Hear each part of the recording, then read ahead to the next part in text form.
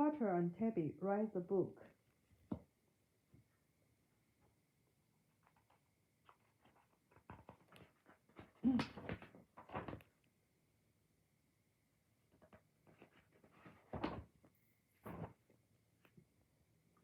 An idea.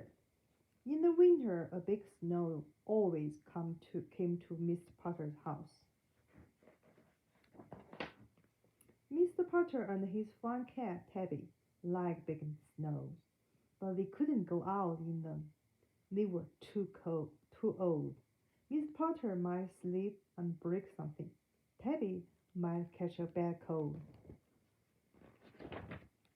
They didn't mind staying in, though, because Miss Potter's house was so cozy. It had nice soft chairs, it had velvet pillows, it had a fireplace. Staying in was all right when everything was so soft and velvety and warm. One day, when Mr. Potter and Tabby were inside for a big snow, Miss Potter got an idea. His idea was to write a book.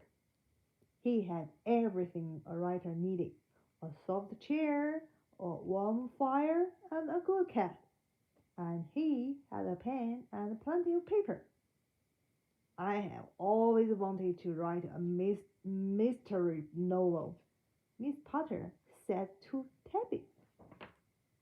So he brought out lots of paper, lit the fire, plumped his chair, and got ready to begin. First, he had to think of a title. He thought and thought and thought. Finally, he told Tabby, "I shall call my book The Mystery of a Lighthouse Cove." It was a very good title. It was full of mystery. As a boy, he had read lots of books with titles like that. Mr. Potter was so pleased. He decided to fix a snack. He went into the kitchen and fixed a big apple salad, a pan of corn muffins, some custard pudding, and a cheese ball. Mr. Potter spent 3 minutes on his title and 4 hours on his snack. Oh my God.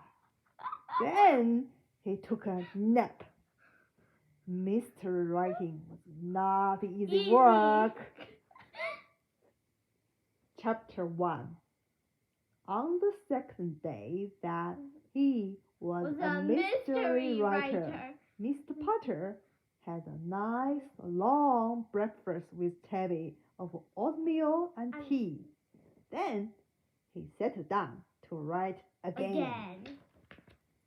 But first he had to stoke the fire. Then he had to clean Tabby's ears. Then he had to find a sweater. Then he had to move his chair closer to the window. Then he had to move it back. Then he sat down again. He was ready to write. Mr. Potter looked at the wall and he thought. He thought and thought and thought. Finally, he wrote Chapter 1. He began to think some more. As he was thinking, he looked out the window. A rabbit was in the yard. Such a nice rabbit, Mr. Potter said to Tabby.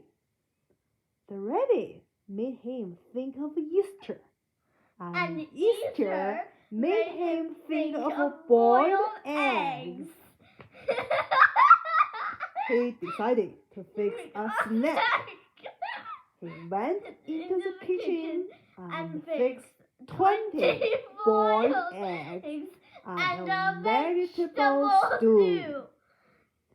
Mr. Potter spent 1 minute on Chapter 1 and 3 hours on eggs and stew. Then he took a bath. Then he took a nap. Mystery writing wore him out. Good thing. The third day that he was a mystery writer, Mr. Potter woke up ready to write again. He liked being a writer ready to write. First, he and Tabby had cinnamon toast and tea. Then, Mr. Potter petted Tabby and began to think. He looked out the window, thinking. He looked at his fire, thinking. He looked at Tabby, thinking. Mr. Potter thought how blue the sky was. He thought how warm the fire felt. He thought how nice it was to be with Tabby. He thought about so many good things that he began to write them down. Good thing. Okay, yeah. He wrote and wrote and wrote. Miss Potter wrote all day long. Yeah. Good things. Yellow cats, old sweaters, cinnamon toast, long baths, good dogs, rain. When he finally stopped writing, the big snow had melted. Miss Potter went next door with Tabby to visit Mrs. Tilbury, and he heard good dog Zeke. They had some French fried butternut squash for supper. Then Miss Potter read good things. When he finished, Mrs. Tilbury said Tilbury said it was enchanting. She said Mr. Potter was a wonderful writer. She said she could listen forever. I wanted to write the mystery of Lighthouse Cove, Mr. Potter said sadly. But I wrote good things instead, and I ate too much and took too many naps.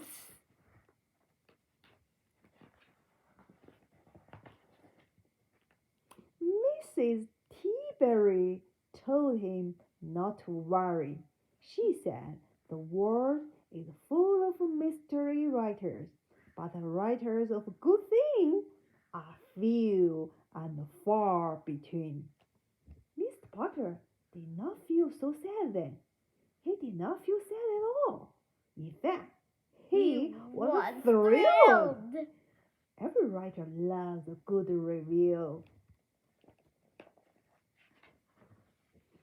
To celebrate good reviews and good neighbors, Mr. Potter took Mrs. Tilbury and Tabby and Zeke out for vanilla malts. And Mr. Potter had so much fun and thought of so many good things that he could not wait for the next big snow. So he could be a writer again. Okay, the end.